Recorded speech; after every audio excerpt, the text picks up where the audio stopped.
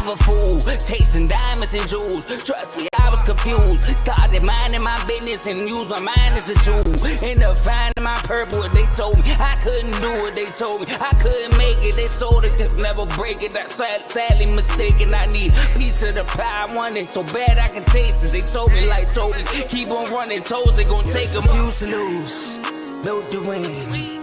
Applied myself, I felt it in. No time for the doubt, they counted me out, I'm getting it in, yeah. No time for no loss, I pay for the cost, I'm winning to win, yeah. Refuse to lose, I'm built to win. Applied myself, I felt it in. Welcome to Refuse to Lose Sports. My name is Joe Jordan. I'm excited about today's episode. Dave is not here with us right now. I mean, he's doing good, y'all. I said it so. Yeah, you did. Well, he's not on the show with us right now. He's tied up with some other things, but we'll get him back tomorrow for the NCAA college basketball episode. But I got my bro Tomo with me. How you doing, Tomo? Hey man, I'm doing better than Mario Chalmers right about now. So you can't feel bad when you out here talking bad about your old teammates. So, I'm good, man. How you doing? I let you slide for like 4 episodes. I'm good. I'm good. I'm great, ready for today. But before we get started, in the NBA world, we lost a great one. Willis Reed passed away today at 80 years old. New York Knicks legend. We all know about that famous NBA Finals against the Los Angeles Lakers when they stopped Jerry West and Wilt Chamberlain from getting another ring, or getting a ring.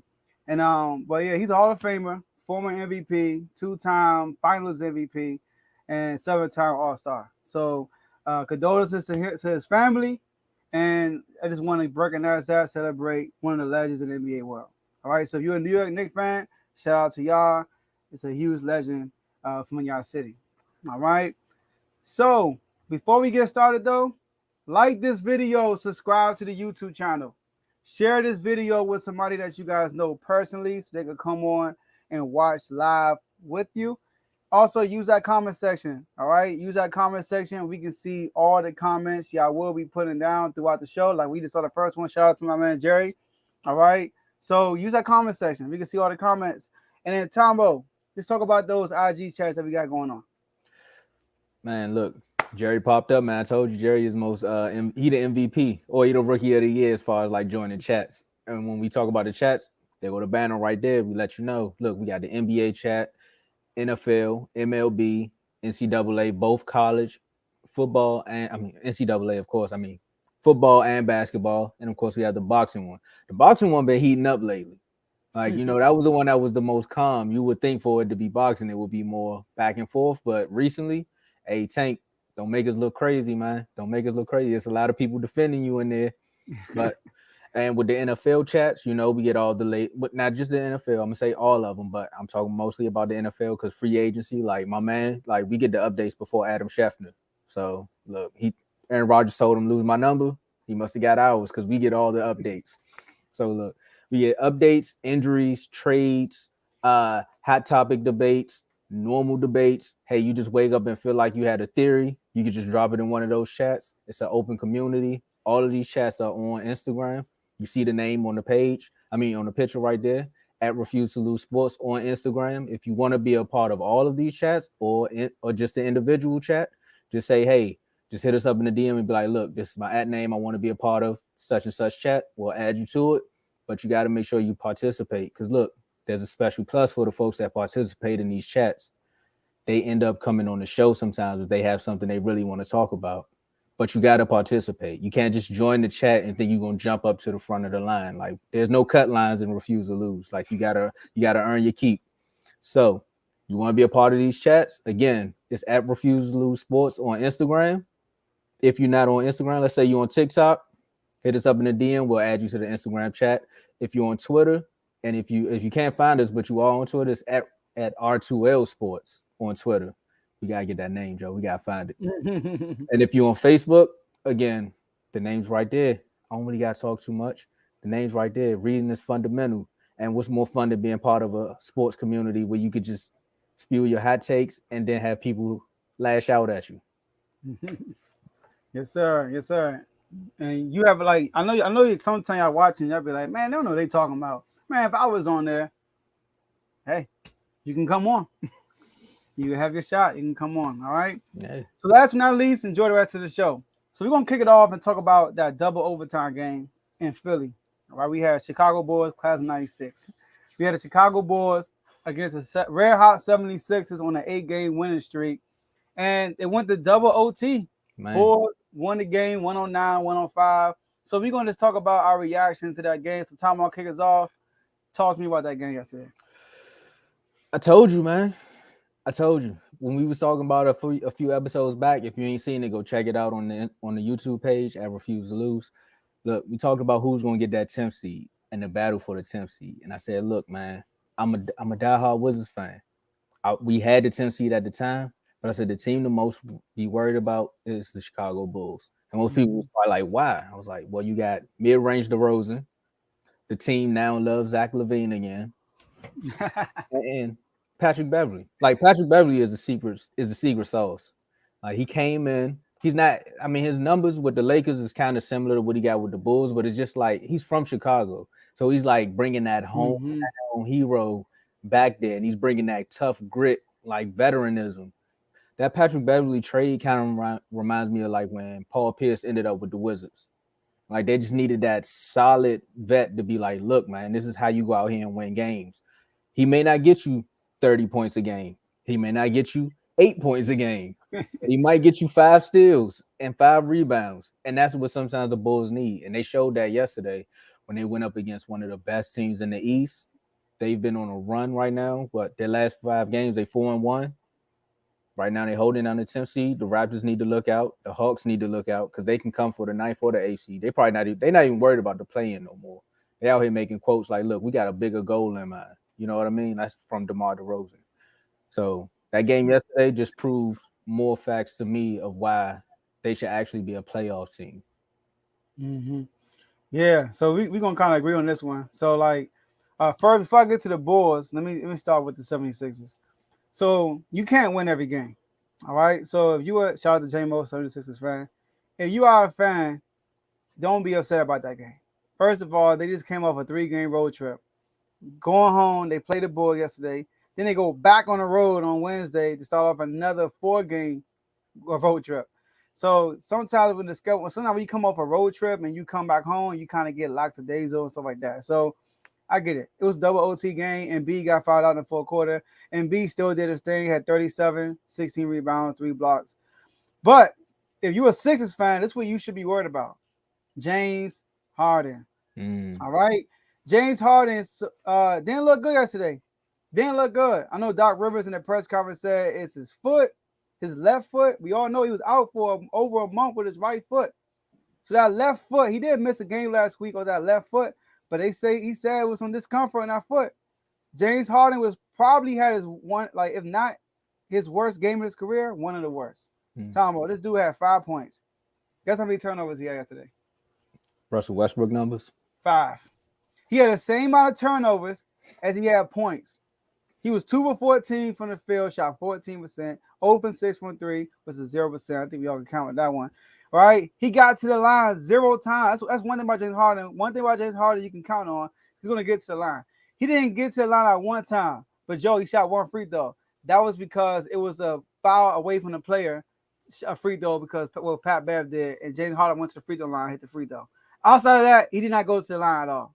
So he wasn't aggressive at all. He looked very timid. He held the ball too long. They got a lot of late shots at the end of the shot clock because of James Harden. So he played terrible yesterday. But they still lost in double OT. So, like I said, he already missed a month. So that's concerning in the playoffs because this Sixers team, now we know Joel Embiid going to do his thing, but they need James Harden to be James Harden if they're going to make it far in the playoffs. So that's going to be concerning. Now, the Bulls, I agree with you. We both kind of said the same thing, I think. I know when Pat Bev first got traded, I said that would help them. I said that he's going to bring energy that they needed. They lacked energy this whole season. Pat Bev is going to bring that energy. He's not going to fill up your box score, but he's going to ignite fire into your huddle. And since the All-Star break, man, they've been balling. All right, let me tell you the best team since the All-Star break. The best team, like the Bean, 11-3. The second best team, the Bucks, 10-3. Sixers, 10-4. Knicks, 9-4. Bulls, 8-4. Everybody else got at least 5 losses. So the Bulls has been the fifth best team in the league since the All-Star break, since acquiring Patrick Beverly. Now we all know defensively they upped their intensity. They were already a good defensive team, but it became much better with Patrick Beverly. Yes, sir. And even offensively, they're playing better. They're second in field goal percentage behind the Kings, like the Bean, right? Shooting 50.5%. And they're fifth in 3-point percent shooting. Number one is the Kings, like the Bean, right? But the Bulls are balling. So I like what I see from both teams. I think that I said it back then. I've said it now. We did our order. I had the Bulls being that best team out of the four we talked about, and I had the Bulls making the playoffs. So I still believe that to this day, and we'll see. Look, man, Jerry said it. I don't gotta say it. You can see the comment right there. Man. Like, look, I'm gonna just leave that alone. But like you said, now the Bulls have always been known for their defensive tenacity, like you said. But that spark, sometimes you just need that spark. Mm-hmm. Honestly, I remember when I said it on the show, I was like, the Wizards and the Bulls and the Pacers, if you take the names away and you just go play basketball, they all are the same team. You put a Patrick Beverly on this Wizards team, we might be saying the same thing. Like they just missing a little bit of spark off the bench. Mm-hmm. That's probably what Rui was, but we'll see what happens in the offseason. Rui need to be a spark for the Lakers. hey. Somebody needs a spark. Somebody need to be a spark for AD. That's what it is. The Lakers is good. The new acquisitions. Yeah. Yeah. All right. So let's go to our next topic. Our next topic is Ja Morant. All right, I like the title. All right. 2 Ja back. That's how you saying it, right? 2 Ja back. Yeah. You can Ja Morant. Tupac back. But 2 Ja back. 2 Ja back. He definitely is, though. He's expected to play this Wednesday against the Houston Rockets. That was smart because he could have played yesterday. But they say, you know what? We're going to push you against the worst team in the West, the Houston Rockets. And they play him in a back-to-back game also. So Ja Morant has been suspended for 8 games. He's back now. And we're going to talk about it. So I'm happy to see Ja Morant being back, Tomo. I'm rooting for the kid. I'm rooting for him. I'm going to say the man. I'm rooting for the man. And even though I'm a Kings fan, we're fighting for that 2 seed. Both of us going back and forth. If we're going to win it, I want us to win it when Ja Morant is there. So I'm not happy we lost, Tomo. But if we end up winning the 2nd seed, I would feel much like we earned it because now we're 3rd, they're 2nd.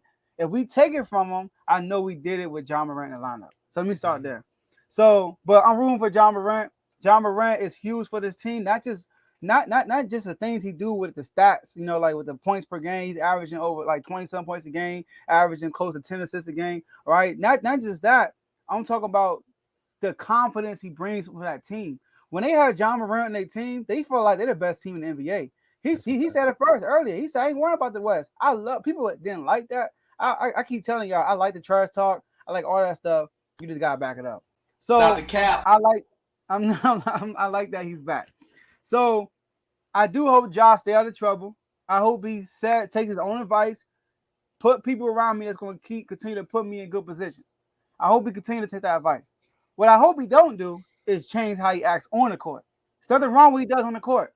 It's just that, like J-Mo said on the episode on Friday, what you do off the court, they try to compare it to what you do on the court. So if you're a villain on the court and off the court, you label as a bad person. But you're just a quote-unquote villain, right? On the court, but you're a citizen off the court, then that's fine and dandy because it's competition at the end of the day. I love the confidence that spew out of Ja Morant. So keep the same swagger that you've been having all your career and everything. Now, when he got suspended, the Grizzlies lost their first 2 games. They lost to the Clippers and the Lakers. And then they won their last 6 out of 7 games. I believe they beat the Mavs 3 times, if I'm not mistaken. I should have went first. Right? We're not bring that up there. So, but the other players had to step up. I know we rave about how they're great without Ja Morant. This year they wasn't really doing good without Ja Morant, but lately they have been doing good. So now their star is back, right? And now they have the opportunity to do what they said. We only worry about the Celtics, make that run to the finals. So I'm happy he's back. All right, before I go, like the video. Whoever's like, if you're on the Facebook, if you're on YouTube right now, make sure you go like the video because we're giving y'all some gold content right here. Like now, to Ja Morant. I agree with everything you said. Like, I'm happy the kid's back on the court. I like the media cleanup that they did. You know, the interview with Jalen Rose. Some people, of course, people won't always have something negative to say about it. Like, they felt like it was staged, blah, blah, blah. But whatever. The guy had to get some good press out there. And that's what he did. You haven't heard anything bad about him since. That's off the court. On the court, Dylan Brooks, man. I said they needed to trade him because Dylan Brooks he's gonna be that negative influence on Ja, but it seemed like he like, nah, we are bullies here in Memphis. We learn from Zebo, and that's what we do on the court. And that's how we gonna play it. Like you said, like you alluded to earlier about them being 3-0. I mean, 3-0 against the Mavericks. They also beat the Celtics twice while he was gone. I mean, the Warriors twice while he was out. 10-8 record. So the confidence is there. Jaren Jackson, you know, y'all clown my man, you know, like for being defensive player of the year. But, you know, when Ja's back, now the focal point ain't you. That helps. Now the alley-oops come back. You know, the highlight reels come back. So, Ja, take everything you said about your break and how you want to be better for your teammates. Bring that to the court. And one more thing, Joe. I like your Ric Flair approach. You know, to be the man, you got to beat the man. And you want that number 2 seed. You like, nah, we want to beat them. Just like you want to beat Denver so you can get that number 1 seed. We're not going to talk about what happened last night right now, but you still got a shot to get it, man. So, look, Ja, the team already said y'all can't stay overnight in certain cities. So that's one of the things that's probably – I think that's going to hurt them a little bit. Not as far as them having to stay – what is it? Not as far as them, like, getting rest or for the next game, because it's a lot of back-to-backs. And imagine playing a full basketball game, all the preparation you go through, you play the game, now you got to shower and get right back on a plane. Like, I know they do it in the NFL, but they're all for a week. Imagine doing that in the NBA. Like, that might throw them off a little bit, but it may bring the team a little bit better. The chemistry may be a little bit more better because they know, like, look, bro, it's solely us now. And that playoff push may be good. So, hey, Draymond, ice up, son. The Grizzlies might be coming, man. Yes, sir. Yes, sir. All right, cool. So we agree on 2 things so far. Let's see how long the streak will keep up. All right. So the next topic, Julius Randle, man. Julius Randle went crazy yesterday. Shout out to Carl. Carl let the whole chat know. Dude, Julius Randle got 50 in 3 quarters. So Julius Randle finished with 57, but took an L still to the Minnesota Timberwolves. And that's without Anthony Edwards and Karl Anthony Towns. So is Julius Randle overrated, underrated? That's been like the theme for his whole career. Well, not his whole career, these last 3 years. Is he underrated? All right. So, Tomo, is he? Some would say he is, but I think it was them Laker years that messed up his career. I think it was that first start, you know, that draft him 7th overall pick, that Lakers team just trying to find their way. And I think he was there. He was there a little bit with Kobe, right? Correct me if I'm wrong. Yeah. Towards Kobe. Yeah. Okay, so then he had the Lonzo Ball. He was there with Lonzo. And then LeBron traded everybody to get AD, and he ended up with the Pelicans, right? So it was something about that dark cloud of the Lakers era with him that probably has people just being like, oh, it's Julius Randle. Then he goes down to the Pelicans. You know, he revives his career. Everyone's showing kind of similar with what Brandon Ingram's doing. You know, once you get it from out of that LA shadow with LeBron, you're more like, oh, I can hoop a little bit. The pressure's off. Like, I can just be myself. Then you start to see his game develop a little bit more. I think down there when he was with the Pelicans, he was averaging like 21, 22 points a game, 8 rebounds. I mean, that's a great increase, right? So imagine what happens when he goes to the Knicks. Right now, he's having the best years. He playing the best from the Pelicans, from the Lakers to the Pelicans to the Knicks. This is his best moment right here with the Knicks. But again, it's the dark cloud. It's the dark cloud of being with a franchise that's known for being like a laughingstock. Like, no one really plays the Knicks that much attention. But right now, he's been balling. You speaking about 50-point games? I still got PTSD from what he did to the Wizards fresh off of that All-Star break. Like, he almost dropped 50 on the Wizards. So, and I don't think that's his only game we had 50. It's probably like 2 or 3 more games where he almost had close to 50 or above 50 points, right?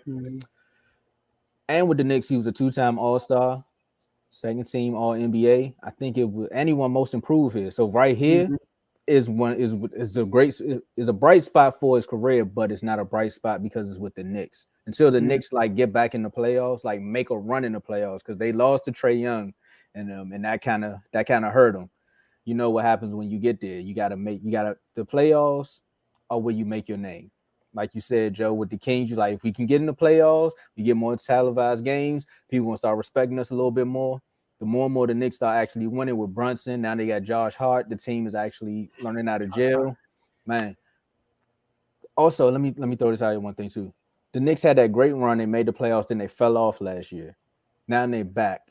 So I think that fall off, if you would have kept it consistent, be more consistent, then people will start talking about you more. I think it's more so with the Knicks. Yes, he's underrated. I take Julius Randle on my team. I know you probably would as well. Not trading for Sabonis, but just to add him to the Knicks, you would love it. So, So, all right. So in the regular season, I think that he is in the regular season. In my mind, I'd be thinking like, man, he's underrated. He be hooping right now. I agree with your premise, but for a different reason. I don't think his underrated view is from LA Times, New Orleans Times, or him being a Knick. So I think Julius Randle and Jimmy Butler are in the same category. All right, Jimmy Butler and Julius Randle. Now, before I get to that, right? So look at Julius Randle. He averaged 25 and 10. Only 3 players in the NBA averaging 25 points and 10 rebounds is Julius Randle, Giannis Antetokounmpo, and Joel Embiid. That's it. So he's in good company. But the reason why I said that him and Jimmy Butler are in the same category, the difference between those two players, playoff success. Jimmy Butler is not a regular. Like, think about it. When Jimmy Butler was Chicago, did you look at him as a superstar, as a star? No. No, right? I couldn't stand him, actually. Like, he was like on Julius Randle level. Like where Julius Randle is right now. When you look at Jimmy Butler in Minnesota, right? When he goes to the Sixers, but in the playoffs, Julius Randle didn't show up. When they played the Knicks in the playoffs, right? They played 5 games.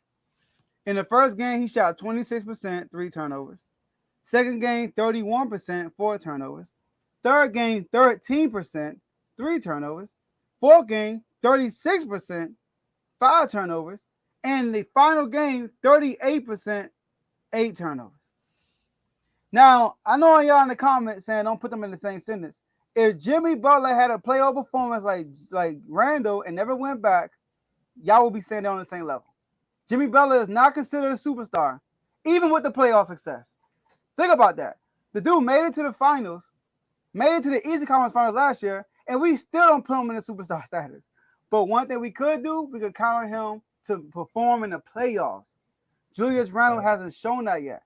So if Julius Randle, like you said, Tombo, were to come and make a playoff run, or gotta get to Eastern Conference Finals, right? Yeah. Win 2 playoff series and play well while doing it. Then people won't look at Julius Randle like we do right now, as far as like, oh yeah, we like they got Julius Randle, he's gonna do great in the regular season, but do we really fear the Knicks in the playoffs? Now Miami, we know Jimmy Butler ain't gonna do a lot in the playoffs, but guess what? You don't want to see Miami in the playoffs because we know Jimmy Butler could turn it up. So that's why I think he's underrated, because he doesn't have any playoff success. That's my opinion. I mean, that makes sense. And I see the Common Warriors is out, man. They attacking you, but if they like sit back and realize what you're saying, the playoff success is what separates the two. Like, if you think about it, if Joel Embiid would have stayed on his same path, where you remember his first 3 years in his career where he kept getting hurt, where everybody's like, he showed signs of being great, but he's just not getting over that hump yet. If Joel Embiid would have stayed on that same path, then we could say all 3 of them would be in the same boat, because it's like, we know you got the potential to do something, but when it's time for you to do it, are you able to? And that's why you said Jimmy Butler's they're on the same bus, but they're on the same plane, but one of them is in first class. Jimmy Butler's in first class. Julius Randle right now is in coach. So yeah, he definitely needs that. And he was supposed to win that playoff series against the Hawks. They let Trae Young come back and do his thing. And now look who took the limelight, Trae Young. And now look who was in your not so average top 5 for saying they need to show up. Maybe you should have put Julius Randle there too. Look, we got David in the comments. All right, we say he's not here physically, but he's here mentally. All right, because he's in my head right now. So look, Jimmy Butler. He brought out. Let me read his comment. Even in the regular season, Jimmy gave them a number 1 seed. Name me a player on the Knicks that's better than Bam. Name me is Eric Spoelstra a great coach? Is he an NBA champion? Tom Thibodeau. Does he have a lot to do with it? Yes, I believe so. Because Jimmy Butler was hurt not most of the year, a lot of the year. The whole team was hurt, but they were still able to win games without Jimmy Butler. So you look at Jimmy Butler's regular season, his best regular season, Tombo, 23 points, 6 rebounds, 5 assists. Julius Randle is doing that right now. And this was back in 2016 when he was in the Chicago Bulls. Since he's been in Miami, his best season is this year, which is 22 points a game, 6 rebounds, 5 assists. So the reason why they separate is because of playoff success. And that number 1 seed from last year, what did he do before that? He was a New York Knick. Julius Randle was a 5th seed, just like Miami Heat were a year before that, right? And they made a bubble run. But this year, who the better team, Tombo? The Knicks. The Knicks? The Knicks. Who having a better season this year? The Julius Knicks. Randle. But you're going to put Jimmy Butler above Randle because he has playoff success. That's all I'm saying. See, we thought this was going to be a light show, but now I got to do now, Joe. I got your back. First of all, comment warrior means, okay, for the folks who don't understand it, right? Comment warrior means you're in the comments going crazy right now. When you can just come on the show. We know you come on the show all the time, but we're just saying you can come on the show, and that means you're going crazy in the comments. It's all good. But Julius Randle turned around the Knicks franchise. Do you remember what the Knicks franchise was? People forget. Y'all just act like the Knicks was good all this time. No, they were a laughing stock. Like people only like playing in New York because they knew the stars was coming out. They didn't care nothing about the team.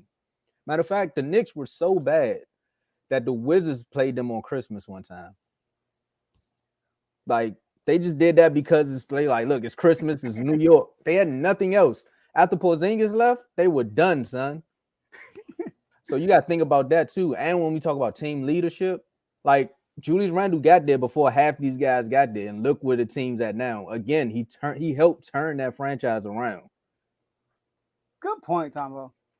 Like y'all forget about that. This comment right here, he took Minnesota to the playoffs. I mean, once again, name a play like you just said. He turned the whole Knicks franchise around. And is Jimmy Butler playing with anybody like Karl-Anthony Towns? No, they had Karl-Anthony Towns. No. And who else they had? They had somebody might say Bam. Huh? Somebody might say Bam. No, I'm saying Jimmy Butler. Well, yeah, they had Karl-Anthony Towns, so they had a good team. They just needed a leader to get them over the float, right? Don't think about it. Jimmy Butler played with Joel Embiid. He played with Ben Simmons. He played with J.D. Redick, and then he got bounced in the second round. All right, so until Jimmy Butler went to Miami, that's when we start. When he's with Minnesota, ain't nobody said Jimmy Butler is like that. It's when he made our bubble run. When he made our bubble run, that's where Jimmy Butler got his name. Wiggins, there you go, Blaze. Wiggins, come on, bro. They're a nice team. They just need a leader over there. So that's all I gotta say. All right about that. But didn't make the playoffs before Jimmy. Jimmy been in the league since 2011. What you expect? He's talking about the Warriors. The Timberwolves. He's saying the Timberwolves. Then he basically saying so. But Carl, you're not helping your argument here because you're basically saying the same thing that Joe said. They have the same trajectory. They both went to a franchise and they turned them around. Now Jimmy has way more playoff success with Miami. That's why he's on another level. He's like a step up. But other than that, you could say their careers about the same. Take away the playoff success. A lot of people make an argument that Jimmy Butler is not better than Julius Randle because Jimmy Butler never had a great regular season. I mean, they were number 1 seed last year, but outside of that, what great regular season did Jimmy Butler have? Never really had a great one. He had an average one his whole career, just like Julius Randle. I would say and to that day, I know we're gonna move on, but to that day, I would say his career was better after he left Chicago. Like he was on his trajectory in Chicago, but he was better after he left. Yeah, he was in 1, 2, 3, 4, 5, 6 years. Played with D Wade 1 year. Played with Rondo. I mean, he got some good. Derrick Rose when they was going up against the the Cavs. They had some good battles with the Wizards in the playoffs too. So like I remember young Jimmy Butler. Like he was just known for defense. His offense got better. Jimmy Butler's not a statistical guy. You did not say that until he had playoff success. That's what I'm saying. That's the difference between him and Julius Randle. That's the difference. So I wish you was on because we would have went out today with this one. You gonna have to run this back. I'm not gonna run this back. All right, let's go to our next topic. So we got the Sacramento Kings. The Kings were on a 7-game road win streak, and they took an L to the Lauri Markkanen list. Jordan Clarkson. This is a tongue twist right there. Jordan Clarkson list. Right. Utah Jazz in Utah. So let's talk about that. Tomo. I came on the show. I'm like, oh yeah, if y'all want to see a good game, I said last 2 times we played Utah, 2 games combined, win margin of 3 points. Y'all want to see a good game? Tune in tonight, 9 o'clock in Utah. And then I get a notification. Lauri Markkanen and Jordan Clarkson is out last minute. I'm like, dog. I think I put in a good chat. I put the shake in my head, like, Cause all that told me was game plan goes out the window. You got a game plan with something else. They might get lax. They on the last game of a road trip when they won every single game. This is a big setup right here. Big setup. And what happened? We go down the first quarter. The first quarter was over. We was down 40-19. We was down as big as 25 points, by the way. Y'all thought y'all was the Wizards. That's what it was. Y'all shouldn't have beat us like that. 40-19. Dang. So we shot 25% from the. It wasn't like we turned the ball over a lot. We just played sloppy. We taking bad shots. Here's what happened. They started off with a zone on us, right? And we weren't patient. When you play against a zone, you gotta be patient. And they did not run a 2-3 zone, Tomo. They ran a 3-2 zone. All right. Funny, right? It's exactly the zone that we talked about. The Wizards should have ran against us, but they ran a zone, and it bothered us early because we weren't patient with the ball. And like I said, when you run a zone, you got to move the ball, and then somebody's going to be open because they're not going to shift fast enough to recover all through 24 seconds. If you constantly move the ball and like penetrate pass, somebody's going to be wide open. So in the second quarter, Fox had 2 points. In the second quarter, he said, all right, I realize the kind of game this is. Let me turn the heat up. He had 14 points in the second quarter.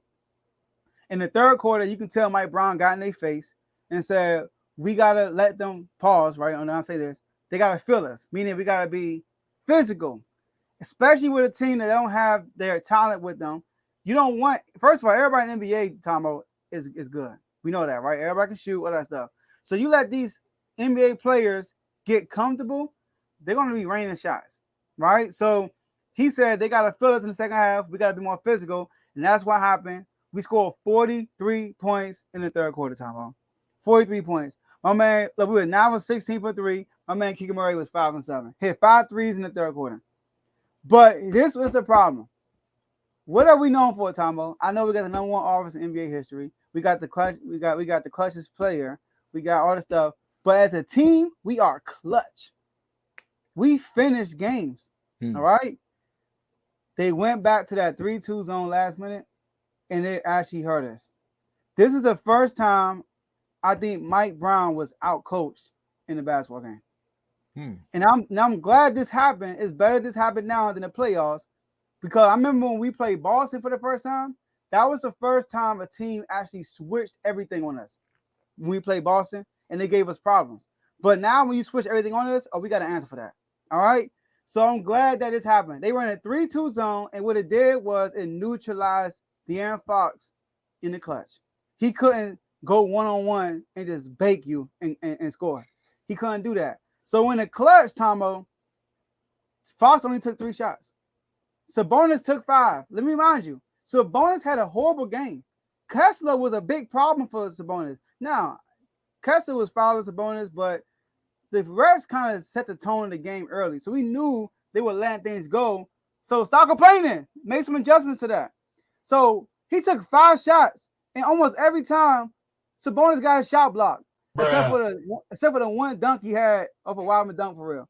So that was the difference between the last few games we played against them and this game, is that they ran a 3-2 zone with 2 people in the back, and Kessler being one of those 2 people. So we give it to Sabonis. Kessler, all he did was kept his hands up. He didn't jump for none of those ball fakes that Sabonis does. And when Sabonis went up, he just went down and blocked. So I'm glad this happened, Tomo.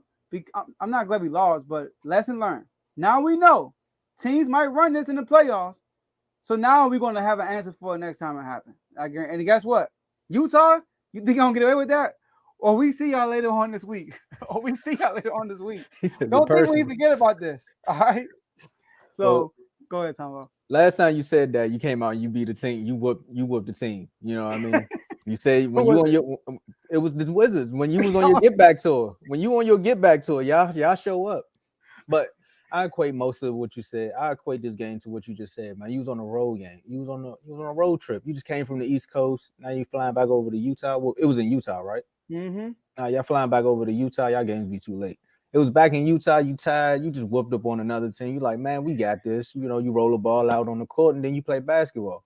So I really think that's what happened in the first half. Because if you could say you scored 40 points in the third quarter, that lets me know that it was like, all right, the switch is there. So, like you said, man, I wouldn't really sweat it too much. I would definitely take notes of it because, again, the team is going to write this down and be like, all right, so if we hit them with the 3-2 early, we could throw them off their game because they like to run. I mean, that's just with the West. That's just the Western Conference in general. Like, all their teams are just run and gun. Like, we're going to run and shoot. I blame the Warriors for it because everyone had to catch up to them. That fast-paced offense, if you can't catch up, you're going to be down by 30, and you could have been up by 10. I like this one thing, though. Man, Mike Brown become one of my favorite coaches, bro. I promise you. You can't trick a defense. You can't trick a trick defense. You know what? Hold on. Let me get it right. Because that's a tongue twister too. You can't trick a trick defense. You just got to run your stuff. If you run your stuff and somebody get an open shot, then they got to shoot. So everything you just said is essentially what Mike Brown said in that quote. I messed it up in the beginning, but I caught up. See, just like I did in the third quarter. He see it. So that right there lets you know you got nothing to worry about. Again, man, when you have a good coach, a solid team who got each other back, you can't go wrong with that, man. That's why I keep picking y'all to win these games, and I say y'all gonna win a series is because of the chemistry there. Like, the core is there. It's kind of like watching a Disney movie or like one of them documentaries on Netflix where you see a team go from nothing to something, and you just like, bro, they're gonna fight for each other. Like, if Fox not playing good, Sabonis got us. If Sabonis not playing good, Fox gonna get us.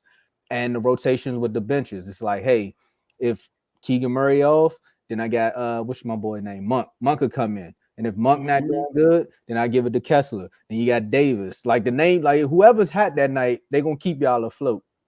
And the fact that everybody knows that the coach gonna go with the hot hand, it keeps everybody engaged. So, bro, you really ain't got too much to worry about. Now, if y'all lose 3 games, then you can come back on here and we'll have something to talk about. Yeah. I like who we got, man. I trust my man, Mike Brown. All right. And we're gonna make some adjustments, man. I'm ready for the playoffs. And that's the whole purpose of the regular season. For those who don't know, is to see how people gonna guard you, how people gonna play against you, and then you get a chance to get a sneak peek of what people might do in the playoffs. So better to see it now than later. So I'm good with it. That's a fact. All right. So let's go to our next topic. And this one, Mario Chalmers, man. Mario Chalmers, he had said some comments. Had some comments about LeBron James. You got a clip for us? Yes, Chalmers? sir. Bro, nobody's like, damn, I gotta go play this Bron tonight. Nobody said that. I don't know why. Right. Because I've seen people be scared when they actually line up to them, but they're not scared thinking about that matchup. Right. You hear anybody from that era talk about going against Jordan, there's a fear. Right. So when you have people that fear a player, then that's telling you something different already. Like, Jordan's just that guy. Like, Talk to me, Tomo. What's your reaction to those comments? I gotta find that full interview to see what the question was before that, because you know, with the media, they'll chop something up. They'll chop it up to the perfect angle so you can get that bite, you know. But for what he said, hey Chalmers, how you know? How you know? Are you still upset? You still upset from this little run-in that y'all had? Let me show y'all something. This was the Miami bench during this last timeout. Chalmers and James still talking about it, and James gets very upset with Chalmers right here. and gets in his face. These two have had that kind of relationship. Like, I agree with you when you say nobody's scared of Bron because you didn't flinch. You didn't flinch. He didn't flinch. So we know you're not scared of him. But come on now, there's a team in Boston. There's a guy in Boston. I mean, I love the Celtics. I love everything they was doing. You know what I mean? But they had to band together to get this young man out the league. I mean, to get him out of his A game. You know, when he was becoming an apex predator. So there's different versions of scared, and that looked like a little fear when they formed that big three. Why you think he had to go to Miami and buck on you like that? So when he was saying like, and then also I did watch the Last Dance documentary, and most people didn't seem like they were scared of Jordan. They just knew what not to say to him. So it was kind of like a respect factor. They had more respect for Jordan because they respected his game so much. They knew how much he put into the game. And people look at Bron as like this all fun and dandy guy, like, hey, I'm a team player. I want everybody to have fun. So it's just like there's no the respect on the court is like, I know you're good, but I can still beat you. The respect for Jordan was like, I know you're good, but I'm gonna try to beat you. And I think that's what he meant to say. Like the fear part, I don't think nobody went out there and said, nah, I'm scared. Jordan playing tonight. I'm gonna call out. I don't think that ever happened. Mm-hmm. First, before I address that, why do people think that the big three Celtics formed a team for LeBron? I don't think he did that. LeBron didn't even win. The Spurs won. So, like, why are we saying they did it for LeBron? I don't think they did it for LeBron. They did it because they were three veterans who never won, who all played with franchises, who failed, and they got together to win a ring. That's what happened. Yeah, that's what happened. It had nothing to do with LeBron James. So, because the San Antonio Spurs were the champions back then. All right, so that's that.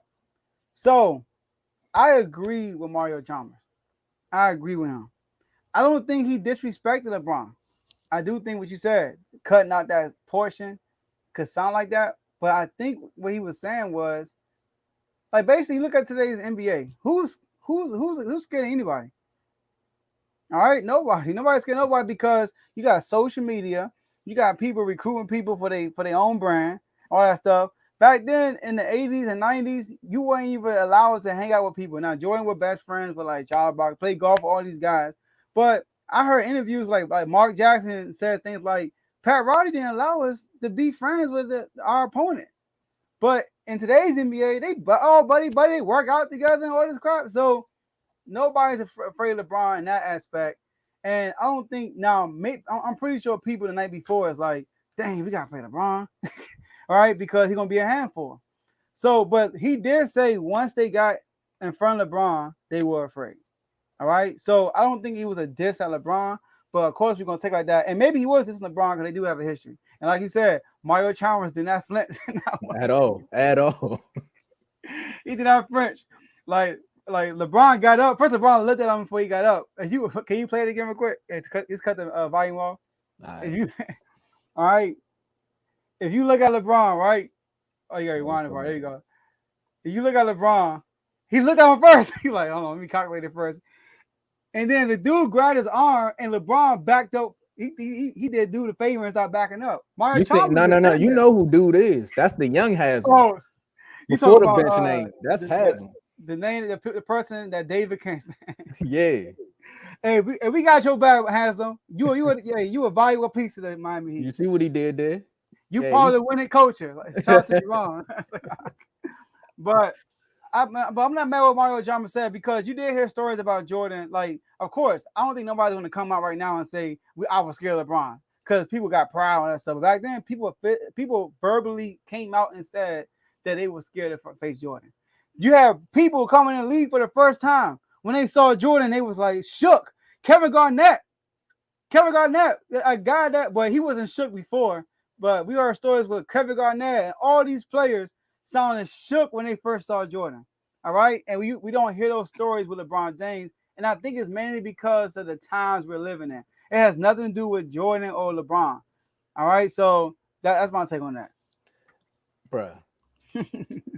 If you was a kid coming up and you watched Jordan play and now you in the league going up against him, you going to have your moment where you like, oh, man, that's Jordan. That's Jordan right there. That's my Kevin Garnett accent.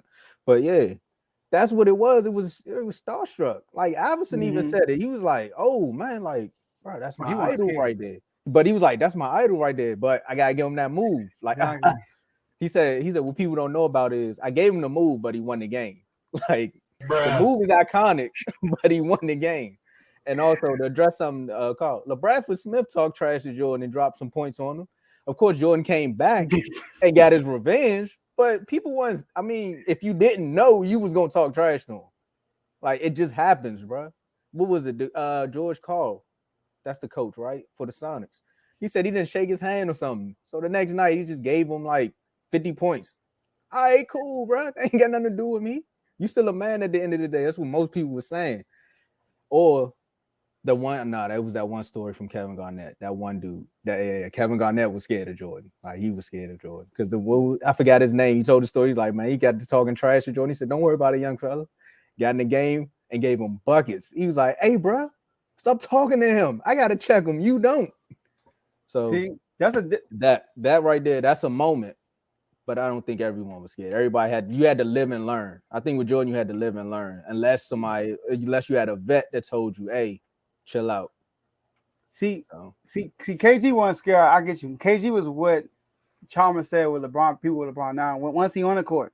Okay, like you said, KG was talking. But that vet though, man, it's a lot of stories when they like, don't say nothing to him. Don't say nothing to Jordan.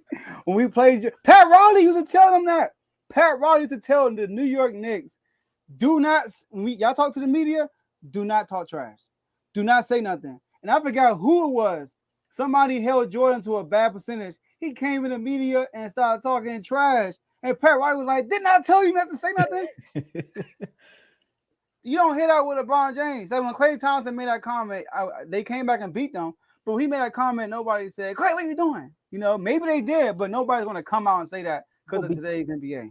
So, like I said, we heard stories of Jordan, but I don't think we will ever hear stories of people saying, like, man, we play LeBron, man. Like, man, we were shook. I mean, because everybody that can say it was like either equal or equal talent of them as far as like being in their prime. Anybody else to say it now, the young kids, they like, bruh, like nobody's scared to play LeBron because the Lakers is trash. You get what I'm saying? Because he old. Like when they was playing the Wizards, I know people probably like, what's Jordan with the Wizards? Like, come on, bro. Like he could probably give me 30, but come on, bro. Like Kobe wasn't scared of Jordan, but also let me address this though. He admired him, so he wasn't scared of him. But that big three definitely did for him because of LeBron. Paul Pierce knew for a fact that he couldn't beat him. What? First of all, Paul Pierce wasn't even in contention before that. They want to think about he LeBron. knew he was never going to be neither. With him there. So look, what makes you think that though? Like it's LeBron. When he never even won a championship. You can see it. Sometimes you can just see it. Like when your career is on the decline, you can see somebody else coming in. You like, bro, this youngin, he gonna make it rough for me. Already don't got one. So I need to get mines before he gets better. And that's what I think that was. You don't think they made that big three just to win a championship? I mean, they got to contend with the Spurs. The Spurs just swept. That's the story I'm talking about, Jerry. That's the one I'm talking about. Where he was talking trash in the yeah, I'm here. When he was like, he was talking trash, like because hit a face in Jordan, she shot in Jordan's face, and he was talking trash. Yeah. And he was like, young fella, like Jordan, like, what's up with your boy? He like, yeah, rookie, he'll learn. That was fun. Like, man, he don't know better. But I will tell you this: there was a team, two teams that was shook up LeBron, but they probably never say it. The baby dinosaurs and your Wizards. Oh no. I mean, give Arenas, man, at the free throw line. Okay, that was that free throw line, LeBron don't miss. You're like, oh my god, that's 8-0. What happened?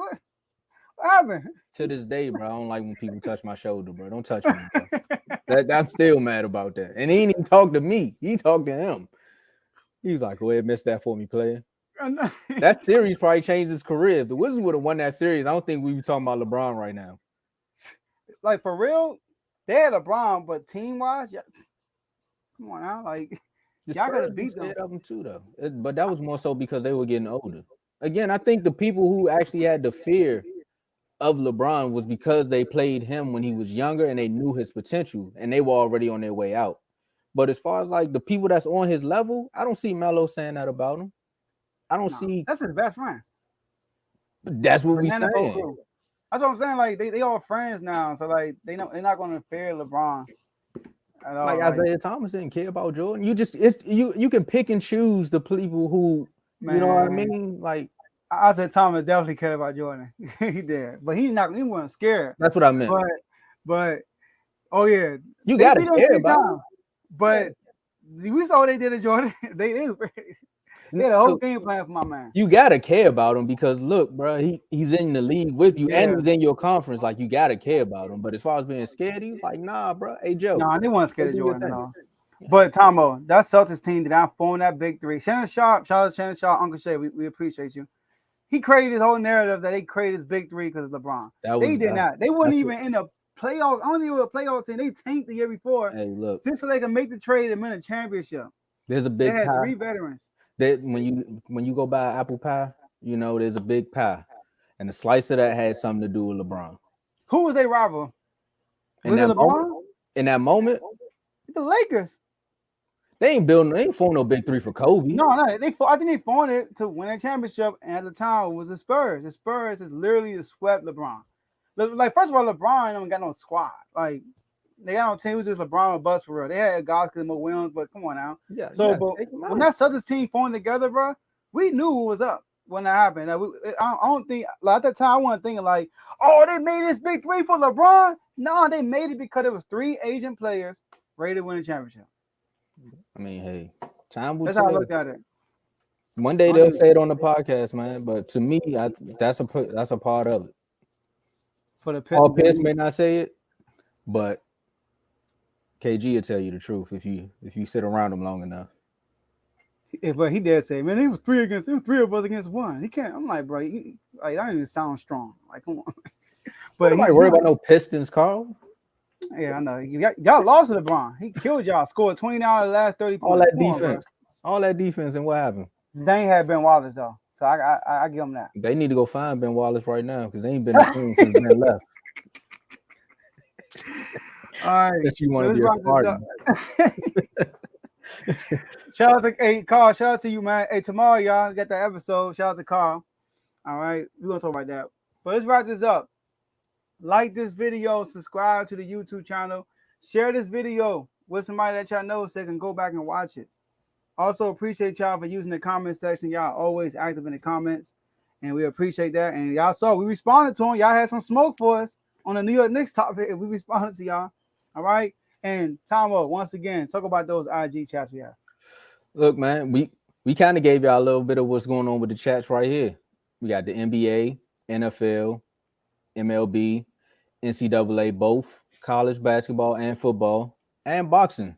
Like, if you want to be a part of this greatness, I told you, see, Jerry went from the chats and now he in the comments. I'm telling y'all, look, we give out awards, and right now I'm saying, Jerry, you rookie of the year, man. You got my vote. I don't care what nobody else say.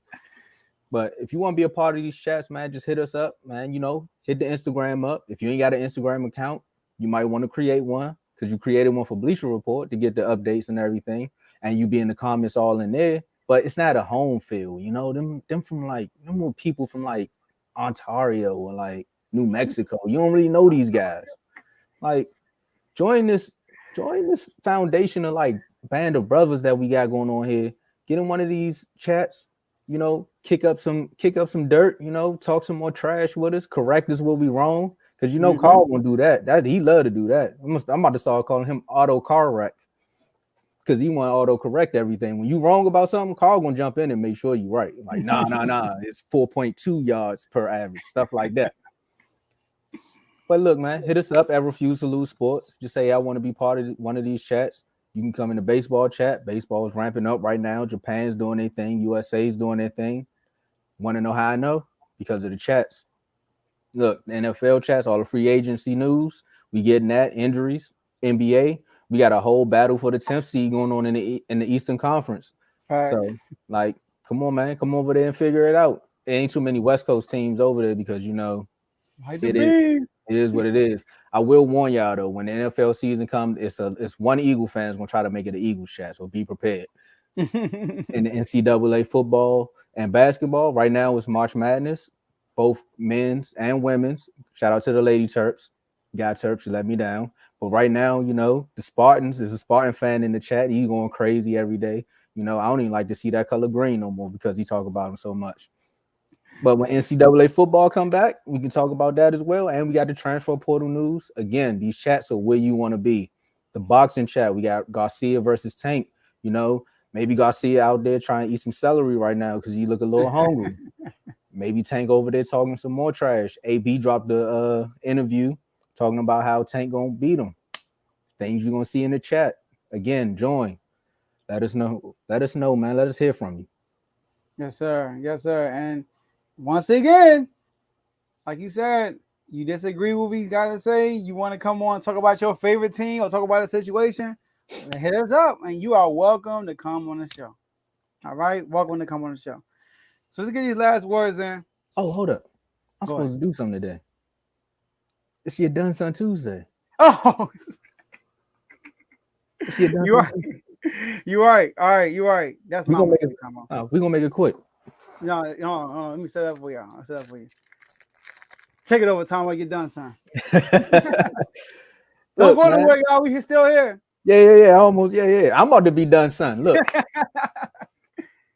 I know y'all been with us for the last hour or so, and y'all been like, man, we talking about Chalmers and basketball, but look, it's your Done Son Tuesdays. And it's all fun in the sun until you end up on You're Done, Son. And this week's You're Done, Son, I ain't even gonna give you no surprise. We all know it's going to this one position in the NFL. Most people think it's the running back. Most people think it's the linebacker. Somebody might say it's an offensive lineman, but you were correct with the first choice. It's definitely the running backs. This is a lost position in the league. And you want to know where this comes from? I'm thinking about guys like DeMarco Murray, Todd Gurley, Le'Veon Bell, most recently, Ezekiel Elliott. These are some of these big name running backs who got these large contracts. And 2 years after signing, either they got cut from the team or they're no longer in the league. It seems like what's going on here is this past happy league's going on. Everyone's like, look, I got to pay my quarterbacks $250 million. I got a non-exclusive franchise tag so I can pay my quarterback $500 million. Or maybe the Browns just want to throw out there and be like, hey, stop and frisk. We're going to give you $250 million as well, And in order for us to have a team, we have to have somebody to throw the ball. We have to have somebody to protect us. You have to have somebody to catch the ball. We have to have somebody to get to the quarterback. But it seems like the running back is always left in the backfield with no one to protect them. Like they can't get the ball. But I remember guys like Reggie Bush, Jerome Bettis, who else? I said the bus already. You see what I'm saying? Emmitt Smith. You see how running backs I just lose them. But if you ask me about wide receivers, I can name you 30 right now. Give me your top 5 running backs in the chat, and then we can discuss. But for right now, the NFL, I think the NFLPA needs to put in their next clause that running backs, if you were drafted in the first round, you should definitely get a 3-year contract without a franchise tag after that. Because what they're doing is they're taking these running backs, they're running them into the ground, and then they're moving on. And then they'll tell you, hey, we're doing it a running back by committee now. You weren't doing that at first. The team was on my back, and now I ain't got no legs. And you're telling me, I'm done, son. NFL, step it up. I agree. The career length of the average running back is 2.5 years. Yeah. And they making it a pass heavy offense. So there are a lot more passes thrown. You see a lot more passing yards getting broken. But are we seeing rushing yards get broken? Nah. TDs? Nah. Only person that's close to is Derrick Henry because that's the only team that actually runs more than they throw. So I'm with you on that. And running backs are expendable. Like they just like when people sign a running back, they're like, why you pay a running back all that money? You can find another one easy. I'm like, that. Which is true. I get where they're coming from on the business side, but I like what you put out to the players to address to the owners in the league with this. Hey, look, we got Bijan Robinson. They talking about he one of the best players in the draft. Last time I heard that about a running back, Adrian Peterson or Zeke. Oh, Zeke. Oh yeah. They said he was one of the best players in that draft. He went in the first round, and look what happened. Mm-hmm. Yeah, Look, Yeah. we can. That's why I said put your top 5 in the chat. Also, you could just put in look at the free agents that's out there. You can name these free agents, and if you think about them 2 years ago, Kareem Hunt, Jamal Williams, again Zeke. There's somebody else out there. My man Montgomery that just signed to the Lions. David Montgomery. So look, everyone's doing running back. Miles Sanders, Shady McCoy. Like the list goes on. And these were some of your top tier running backs. And hey, Derrick Henry, look what they did to him. They running him into the ground, and now they talking about trading him. Yeah, man. Yeah, and then people call you crazy to drive running backs high too. Yeah. Oh, you could find one in the 3rd round, like that. And like, when you do, expect it. Exactly, and when you do, they run them into the ground, and then they just cast them off because you don't remember their names. 2.5 years career expectancy. Alfred Morris, like the list goes on and on. He broke the rookie record and was out of there. Yep. You know, so it's crazy. It's crazy, but bravo, Tomo. Bravo. All right. Let's get some last words. All right. That was different, y'all. So that he didn't pick a player or a coach. He picked the daggone position. All right. And you're right. I could name endless wide receivers off the top of my head. You know, like, but running back is different. All right. So let's talk about this. I mean, not talk about this. Last words. Sacramento. Listen, we got ball. Hey, Teddy. I hope you hear me. Like the V. We on get back. We lost yesterday. We can't lose. We can't lose 2 in a row late in the season. We need our get back. I know y'all lost to Utah, and so did we. But we want our get back. We remember what happened in Boston. I remember what White Mambo, that they called him, said, "Child disrespected." I remember what he said in the post game. And I remember Eddie House. I remember what they said. So we cannot get back tonight. But Commanders, keep making moves. Keep making moves. We ain't making no big splashes. We plugging in. All right. And who I'm saying? We filling it. We plugging in with the league. That's what we doing. Offensive line was a problem. Sound 2 of them bad boys. Cornerback was a problem. We signed another one. Linebacker, signed another one.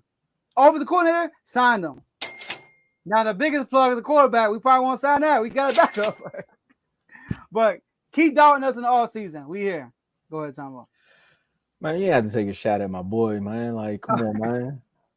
Again, I like everything that's going on in Dallas right now, man. Like, some people are saying that they don't like the Brandon Cook situation, but hey, you gotta have a positive outlook on it.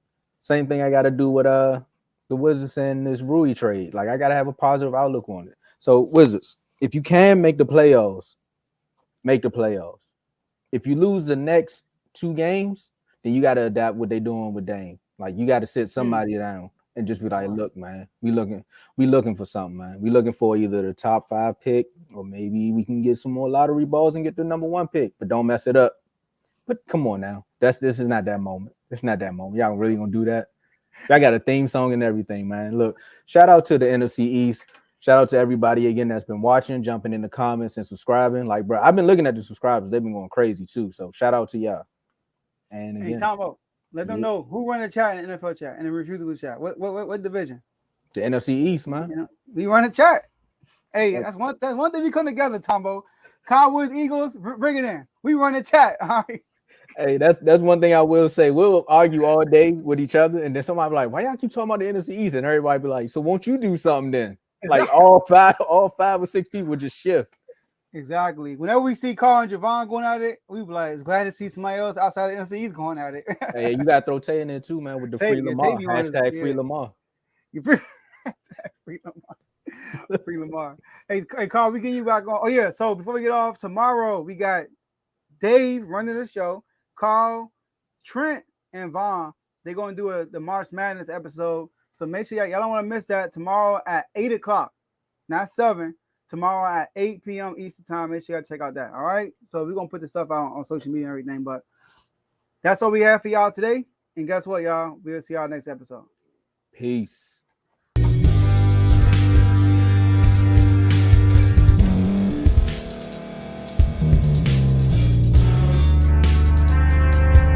Thank you for staying to the end. If you're watching this on YouTube, please like this video, subscribe, And also hit that notification button so you can be notified next time we put out a video. If you're listening on any podcast platform, subscribe and hit that notification button, y'all, so you can be notified we put out another podcast audio.